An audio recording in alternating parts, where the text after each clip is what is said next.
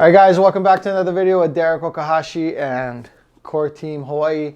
Moving to Hawaii. A lot of people want to know how much it costs to live here. So I've gotten my bills together. Actually asked my wife to get our bills together. And I'm going to tell you guys how much it costs for us to live here in Hawaii. We are a family of four.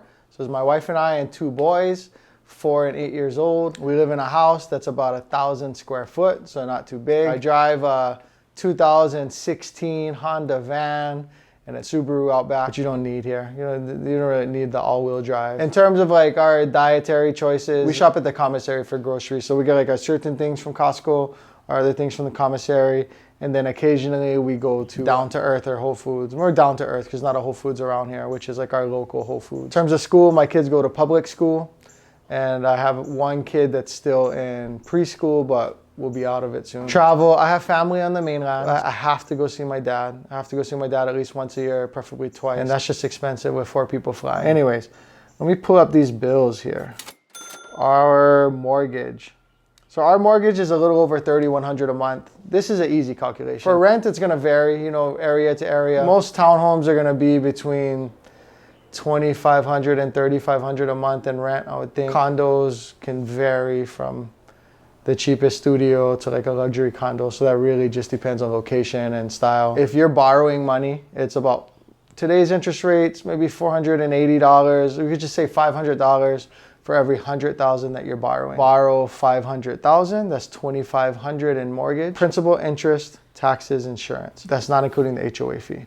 So you borrow 500 grand, 2,500 plus a HOA or maintenance fee. My mortgage is about $3,150-ish. We have a little bit of a maintenance fee because we live in like a community of houses that share some stuff. We live in a small single family, pay $3,100 a month. That's gonna vary from person to person. So if you're wondering if you're gonna buy a house, let us know your down payment, how many square feet you need, etc. The average cost of a home here right now is over $1 million on Oahu. To get into a 3-2, most places on the island, you're starting over 800,000, probably even over 850, 870. Probably starting at 900 in most markets to get into a 3-bedroom, 2-bath, single family, call an average 1,200 square foot.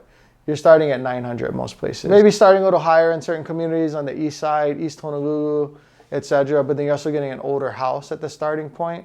So the starting price isn't that skewed, only because you're talking old house versus new house. If it was apples and apples, new house versus new house, on the east versus the west, or east versus slightly leeward, the east side would be way more expensive per square foot. But because the houses are older, it's a little bit more expensive per square foot. Our electric bill was $350 in the last month. That's for a 1,000 square foot house. Our electric bill is actually the highest it's ever been this past month, and it's winter, so that shouldn't make sense because you don't need air conditioning, but I like to run the air conditioner. And I did a lot more working from home in that past month. Electricity, last time I looked in Hawaii, is 37 cents per kilowatt. That's not the norm for most local people because most local people, just like we're doing today, the windows are open and it's fine, especially in a place like Mililani. My wife uses a towel once, throws it down. It's sort of the culture in our house, which is crazy. So we end up doing more laundry. Hot water heating, as everyone knows, is one of the more costly things. We have a dishwasher, which a lot of local people don't use a dishwasher. And we take a lot of baths and showers. So for 4 people, you know, that's not pono, that's not malama, ikawai, take care of the water table. I like taking a morning shower and an evening shower. Sometimes I'll even take one in between. My wife likes taking baths because that's her escape. Go take a bath. And then putting the kids in the bathtub and separating these 2 4 and 8-year-old boys. It's a way that sometimes we can like have 20, 30 minutes apiece. So we fill up that bathtub and take showers and laundry and dishwasher. That's part of the reason our electric bill is so high. Also, I run the air conditioner all the time. In a place like Ewa Beach, the $350 would be more normal with no solar.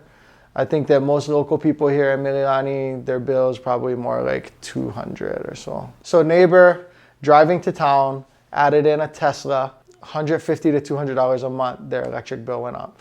So I've had times where I've actually done that math, like how many kilowatts compared to gallons, miles per gallon, etc. $150 to $200, I definitely spend that in gas anyway, if not more. In the last few years, gas has ranged anywhere from like $3.30 to like $4.70. And right now it's more in that like $4 and some change range. Water. So I talked about us paying, taking too many showers and washing too many clothes. Our water is about $150 every 2 months. I hear people say the average is like $25 per person per month. Actually, that would be every 2 months. That would be kind of accurate. So we pay $150 every 2 months, $75 a month for a family of 4. I think that's actually not bad. I'm sure if you're coming from the mainland and you're aware of your bill, yours is probably cheaper. Cable and internet, we pay $125 a month? I didn't know we paid that much. I definitely know we had the cable. It was like $49 a month. And then I thought we had this package where our cable channels were only like $20. So I thought it was like 70. And we use Spectrum. Although Hawaiian Tel added on fiber internet. So I'm starting to hear about people using Hawaiian Tel. My parents who lived in Tennessee, they had like a $250 cable bill, but then they reduced it down to like $100. Childcare. We pay about $1,000 a month in childcare. It's actually a little less. We get a military discount. I would say that's more towards the floor pricing, but it can go up to $1,300, $1,400, $1,500, $1,600, depending on the facility and what they offer. Are they offering meals, etc.? So on average, I would say $900 to $1,400 would probably be a good range for childcare, preschool. Mobile. So we pay $200 a month for our cell phone. That's because we got these fancy iPhone 13 thing. So part of that is the payment for the phone. Our service is $45 a month through Spectrum. I think it's the best deal. If you come to Hawaii, I think that's probably what you should get because it's $45 per line and they use the Verizon towers. Verizon has the reputation of being the best on the island. Even with AT&T and T-Mobile, you struggle in certain areas. Don't come after me, AT&T and T-Mobile. I mean, that's just the reputation. If you ask any local person, I think they would say that Verizon has the reputation for being the strongest island-wide. And with that said, like when I was in the Bay Area, I remember asking an Uber driver, like, how's your Metro PCS? And the Uber driver was like, I drive all over the Bay. It's good. So you're in these big California cities, you could choose that like discount phone provider and probably be okay. That's not really an option here. But I mean, we're splitting hairs. You're talking about $10, $20 a month. That in and of itself is not worth moving to Hawaii. So we pay $240 a month in health insurance, but we have a really good, cheap plan. It's probably gonna be more for most people. So if you're like an entrepreneur, you're paying for yourself and for a family, it's probably gonna start at like $2,000 a month for a basic plan. But I don't think that's probably the same anywhere. Our dental is $85 a month. Yeah, I think probably more like $1,600 to $2,000 for like the self-paid Kaiser plan or whatever. But I don't think that changes a lot regionally. Let me know in the comment section if you know more about that.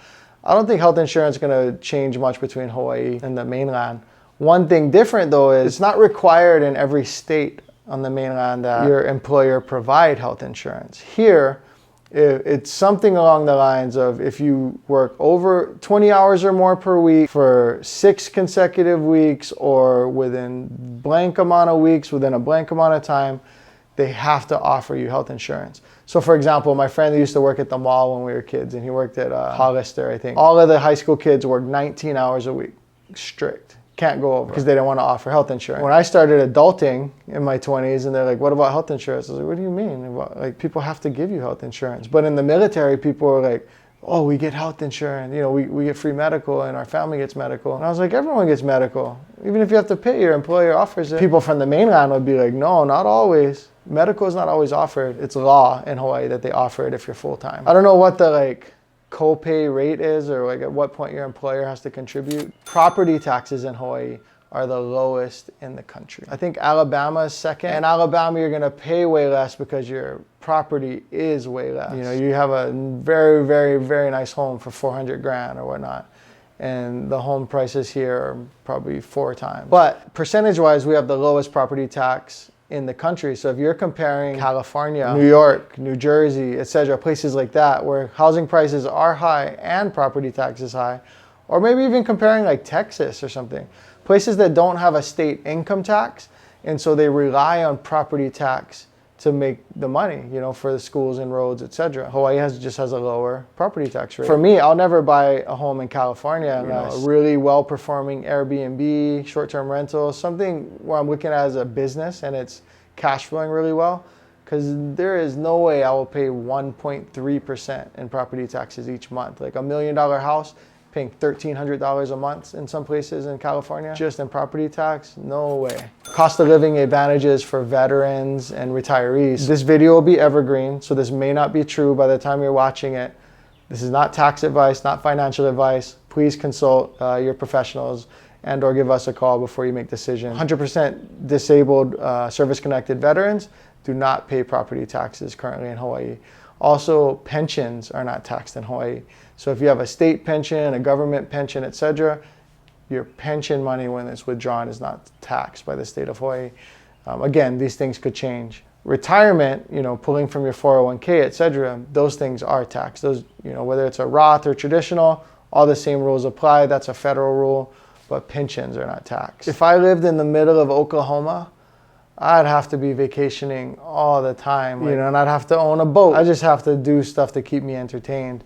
In Hawaii, I could drive to a beautiful beach within 20 minutes in any direction. There is a level of lifestyle savings. And I think lifestyle longevity too, dealing with this weather, taking advantage of this weather and the lifestyle and the walkability year round, etc. There's a value that can't be placed on that. Yeah, imagine just going to the beach. Like for most people, coming to Hawaii, getting a boogie board and going to the beach is this one memory that the kids are gonna remember forever. We live in Iowa and we went to the beach in Hawaii. We can do that every day. There's so many things to do with your children or just yourself. Hikes that are world-class, Instagram-worthy, postcard-worthy hikes that you can do daily. There's a certain level of savings there, but I'll counter that with if you do have to fly to the mainland, it could be expensive.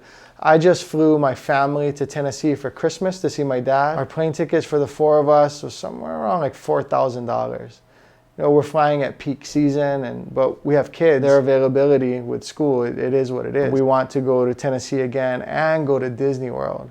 And so we're talking easy $10,000 in vacation spend, if not more. Not to mention we want to do a few staycations. Last year I worked so hard that we're intentionally planning some stuff. I'll probably spend $15,000 in vacations this year. It's catch up from several years of sacrifice. I wouldn't say that has to be the norm. Food. So what does my family spend on food? We spend a lot. When I go to Costco, that bill is at a minimum $300 and it's often pushing the $400 to $600 range. We go to Costco anywhere from once a week to once a month. When we're out of town or, some of my spending goes towards the business. So I'm eating and doing business lunches, but we easily spend $1,000 a month in food, probably $1,500 to $2,000 between buying food and eating out. Now we eat out too much, but I'm at a point in my life with my business where, especially during the workday, sometimes the value of eating out versus stopping to cook or whatever, I just have to trade that money for my time to get my time back. I wouldn't say that you need to spend that much, but for a family of 4, we probably spend at minimum $1,500 with both groceries and eating out. To be fair, I'm probably including napkins and toilet paper and those kind of incidentals in that bill because they're at Costco and whatnot. Cooking can be a 1 to 2 hour event for 15-20 minutes of eating, and recently we've been eating out too much. I can rationalize it and justify it however I want to. And when we average it out, my family on average, without all my real estate expenses and all of the things that go towards me doing my business, our household, family of 4, 2 kids, including the daycare, etc., we spend about $8,000 a month. Our burn rate net is around $8,000 a month. So what does that tell you? Certain things are tax deductible, like the $1,000 childcare, which is gonna go away for us soon. If you're spending $8,000 a month with vacations, with food, with cars, etc., what do you need to gross to make that? So $8,000 a month, 80, 88, 96. Our burn rate is almost $100,000 a year. Maybe a little higher this year because I'm gonna take a couple of vacations intentionally, even a few staycations. We're staying at the Hilton. Probably gonna cost us about $1,000 between 2 nights of stay plus food and events and whatnot. Maybe $800. If you're at a tax rate of say a third, 33% or whatever, you probably need to gross 140-ish thousand a year to maintain that lifestyle. That's very doable. Hawaii jobs If you are a professional, you're probably gonna make 80,000 to 120,000. Even if you're blue collar, I mean, construction workers, trades, electricians, etc. Those sorts of people here make anywhere from, once you're not an apprentice or a journey, like once you're far along, you're making at least 80 grand a year. Nurses here make between 60 and $80 an hour, depending on skill and tenure, etc. In the outpatient setting, probably between like $35 and $60 an hour. As you know, you double that. So if it's $60 an hour, it's about 120 grand a year. It's roughly. You can make enough to live. It's tough for everyone though, everywhere though. I think 140, 150,000 a year is probably what I would consider minimum for like a decent lifestyle. And it can be combined with a couple. If that's two people making 70,000 a year, which is I think very achievable, then there you go, you've made it, right? Some people may hear that and think, dude, you're crazy. Like 150,000, that's a lot of money. I agree. I also have family members, friends who make a lot less and make it work. A family, I know both parents are teachers. So I know what they make. You know, they make 50 to 60,000 a year here in Hawaii, and they're a family and they're making it work. They got into real estate early. They got into their home and they sold it and then they traded up. And so even though they have a nice home, they're not paying like today's rates for that home. But you could rent and just choose to live smaller. Like, this isn't my home actually, but this is a 900 square foot townhome and it has 3 bedrooms. So you can make it work, you know, even renting here. There's probably people watching this that are like, no. I need 250, 300,000 to make my lifestyle work. And I get that too. I think if you live frivolously and you don't make enough to do so, you end up screwing yourself and wherever you live. I have family members and friends who live above their means there. I have family members and friends who live above their means here. Although there is a wage disparity in Hawaii that I'm not proud of, I do think that if you're young enough and smart enough, no problem. You can not only live here, but build some wealth. Maybe you do house hacking through real estate, which means you take on roommates at a young age, or you have a duplex, or you rent out a unit, or whatever the case may be. It can certainly be done here. I know plenty who have done it. You have to be very conscious, and you have to understand that when you're 27, you may not be in a position to choose to go to see your family at Christmas. It needs to be at off season, or to go to Disney World or whatever. But I'm approaching 40 years old and I've worked my ass off for several years. I'm gonna catch up on some time with my family. My wife and I, in our 20s, I remember getting we had a paycheck coming on like Monday or Tuesday. It was Thursday. We had about $15. That's it. And I was raised to not put things on credit cards, not get behind the 8 ball. So we have $15. We had 4 days left. You're not eating out too much on $15, half a tank of gas in each one of our vehicles, and Spam, rice, saimin, which is like ramen noodles, and a couple of things. And we made it to the Tuesday. But that next week, in that next pay period, we made a decision to move out and to move into an in-law studio, someone's basement. And we saved 100, and then we saved 1,000, and then we got it out of the gutter. You know what I mean? We've been poor. Had to borrow money from the Coast Guard to get into that studio apartment thing that we had, and then paid it back. Never asked my dad and my mom for a thing, and I'm proud of that. And if you have that mentality, you can make it in Hawaii for sure. And you can eventually increase lifestyle too. If you're not intentional with your money and you don't make very much, it may not be the place for you. You could find a place where you can live cheaper on a fixed income, etc. Maybe you're retired, and it's not that you're bad with money, it's just that you're fixed income and you have Social Security, etc. There's places where you can stretch your dollar more, for sure. So with some intentionality and some focus, you can make it work. So thank you guys. I hope that helped you guys understand a little more about what it costs to live in Hawaii, what my expenses are, and reach out if you guys have more questions. All right, guys, see you on the next one.